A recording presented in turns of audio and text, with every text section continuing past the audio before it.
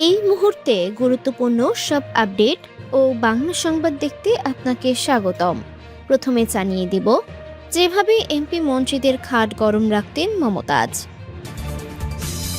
6 মাসে মালয়েশিয়ায় 36,900 অভিবাসী আটক। রাজশাহী বিমানবন্দরকে আন্তর্জাতিক মানে উন্নীত করা হবে বলেছেন ভূমিমন্ত্রী। জুলাইয়ের আগে যা দেখছিলাম জুলাইয়ের পরেও তা দেখি বলেছেন সার্জিস। গণবিশ্ববিদ্যালয় উচ্চশিক্ষায় অবদান রাখছে বলেছেন শিক্ষামন্ত্রী। সর্বশেষ জানাবো, স্থানীয় সরকার নির্বাচনের 25 দিন আগেই চূড়ান্ত হবে ভোট কেন্দ্র। শিরোনাম শুনলেন, এবারে বিস্তারিত। তবে একটা অনুরোধ থাকবে, এই ভিডিওতে একটা লাইক ও কমেন্ট করে জানিয়ে দিন কোন জেলা থেকে বা কোথা থেকে দেখছেন। 6 মাসে মালয়েশিয়ায় 36,900 অভিবাসী আটক। চলতি বছরের প্রথম 6 মাসে দেশ জুড়ে পরিচালিত বিভিন্ন অভিযানে 36,900 অবৈধ অভিবাসী আটক করেছে মালয়েশিয়ার ইমিগ্রেশন বিভাগ। একই সময়ে অভিবাসন আইন লঙ্ঘনের অভিযোগে প্রায় 1,000 নিয়োগকর্তাকেও আটক করা হয়েছে।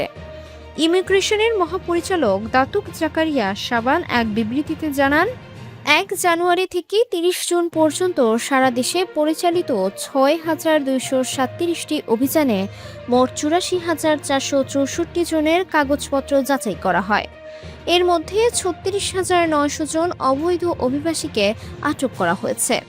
পাশাপাশি অভিবাসন আইনের বিভিন্ন ধারা লঙ্ঘনের অভিযোগে 978 জন নিয়োগকর্তাকেও আটক করা হয়েছে। তিনি বলেন, শুধু জুন মাসেই দেশব্যাপী 1,154টি অভিযান পরিচালনা করা হয়। এসব অভিযানে 13,078 জনের নথিপত্র পরীক্ষা করা হয়।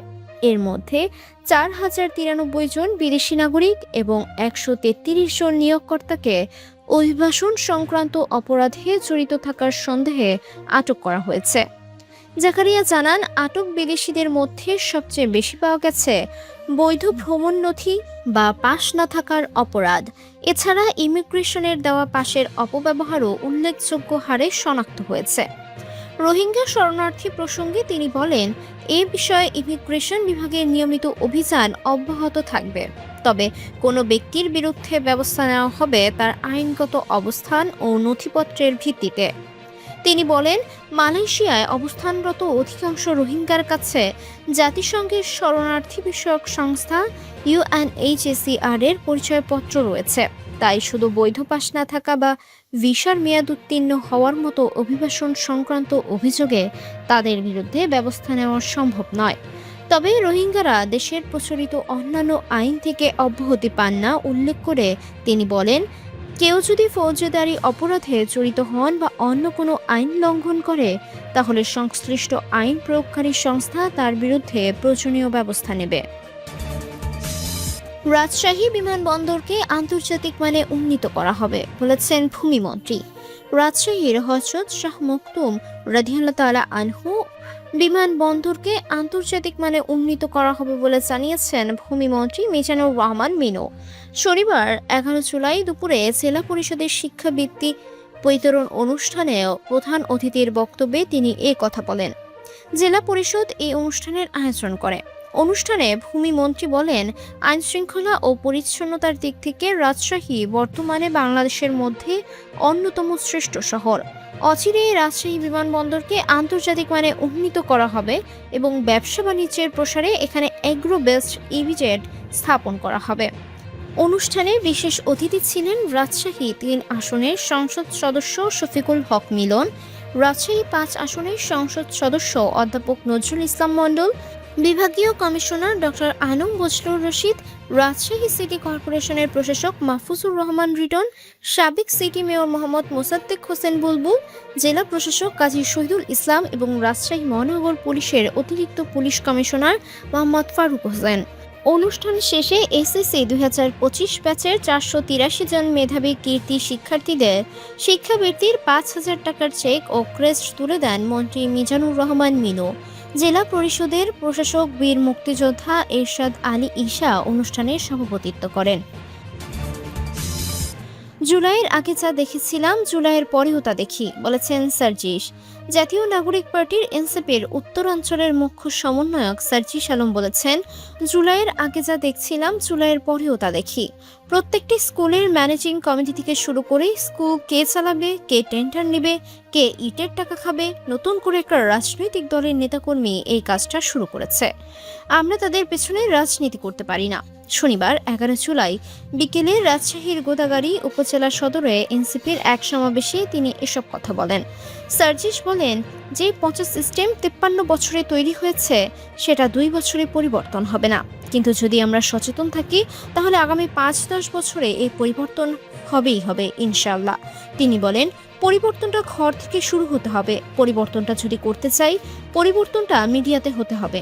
আমরা দেখি আমাদের মিডিয়ার ভাইরা তথ্য পাঠায়, কিন্তু ওই হেড অফিসে শুধুমাত্র সরকারের প্রশংসাগুলো চায়, সমালোচনাগুলো চায় না। যে দল ক্ষমতায় থাকে মিডিয়াগুলোতে তার লোক বসানো হয়। এভাবে যদি মিডিয়াগুলো দলীয় হয়ে যায়, প্রশাসন দলীয় হয়ে যায়, ব্যবসায়ী দলীয় হয়ে যায়, এই দেশের পরিবর্তন কোনোদিন সম্ভব নয়। আমাদের একটা পরিবর্তন দরকার। আমরা আর কোনো ওসমান হাদিকে হারাতে চাই না।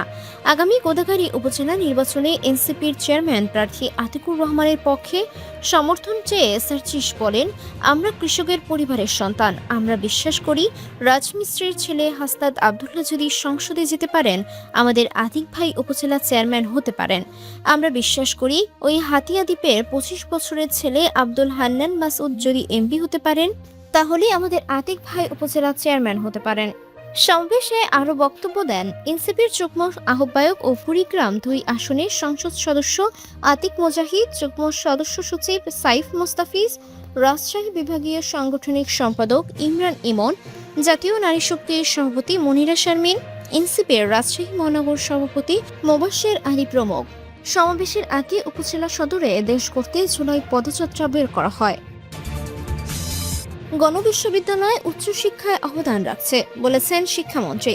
ঐতিহ্য, শিক্ষা ও মানবিক মূল্যবোধের ধারাবাহিকতাকে নতুন করে উদযাপনের মধ্য দিয়ে আশুলিয়ায় অবস্থিত গণবিশ্ববিদ্যালয়ে পালিত হয়েছে গণবিশ্ববিদ্যালয় দিবস 2026।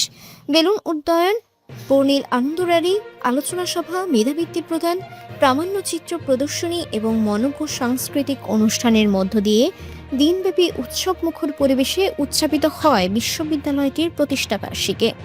শনিবার উপাচার্য অধ্যাপক ডক্টর মোহাম্মদ আবুল হোসেনের নেতৃত্বে ক্যাম্পাসের ঐতিহ্যবাহী বাদামতলা প্রাঙ্গণ থেকে বেলুন উড়িয়ে দিবসের আনুষ্ঠানিক কর্মসূচির উদ্বোধন করা হয়। পরে শিক্ষক, শিক্ষার্থী, কর্মকর্তা ও কর্মচারীদের অংশগ্রহণে একটি বর্ণাঢ্য আনন্দ র্যালি ক্যাম্পাসের প্রধান সড়ক দিয়ে প্রদক্ষিণ করে এবং গণস্বাস্থ্য কেন্দ্রের PHA মিলনায়তনে গিয়ে শেষ হয়। র্যালি শেষে PHA মিলনায়তনে অনুষ্ঠিত হয় আলোচনা সভা। এতে প্রধান অতিথি ছিলেন শিক্ষা এবং প্রাথমিক ও গণশিক্ষামন্ত্রী ডক্টর আনম এহসানুল হক মিলন।